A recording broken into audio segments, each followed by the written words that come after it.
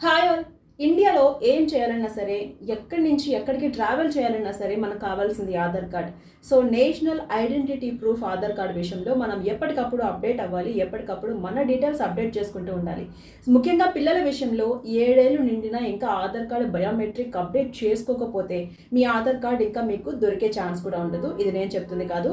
ప్రతి ఒక్క పేరెంట్‌కి UIDAI హెచ్చరిస్తోంది. Aadhaar card deactivate అయ్యే ఛాన్సెస్ చాలా ఉన్నాయంట. స్కూల్ అడ్మిషన్ కావచ్చు, స్కాలర్‌షిప్ కావచ్చు, మనీ ట్రాన్స్‌ఫర్ స్కీమ్స్ లాంటివి పొందాలంటే బేసిక్‌గా 5-6 ఇయర్స్ దాటిన వాళ్ళందరూ కూడా 7 ఇయర్స్ దాటిన వాళ్ళందరూ కూడా ఆధార్ కార్డ్‌ని అప్డేట్ చేసుకోవాల్సి ఉంటుందని చెప్తోంది. అంటే 1 సంవత్సరం నుంచి 5 సంవత్సరాల పిల్లలకు ప్రెజెంట్ బాల ఆధార్ కార్డ్ ఇస్తున్నారు. వారికి 5 ఏళ్ళు దాటాక ఫింగర్ ప్రింట్స్ కావచ్చు, ఐరిస్ అప్డేట్ చేసుకోవాలి. లేకపోతే మీ ఆధార్ కార్డ్, మీ పిల్లల ఆధార్ కార్డ్ డీయాక్టివేట్ అయ్యే ఛాన్స్ ఉంటుంది. ఫర్దర్‌గా మీకు ఎలాంటి స్కీమ్స్ కానీ, ఎలాంటి బెనిఫిట్స్ కానీ ఉండవు. ఫ్యూచర్‌లో ప్రాబ్లమ్స్ ఫేస్ చేయాల్సి ఉంటుంది. సో, ఇప్పటివరకు అప్డేట్ చేసుకోకపోతే ఇప్పుడే అప్డేట్ చేసుకోండి.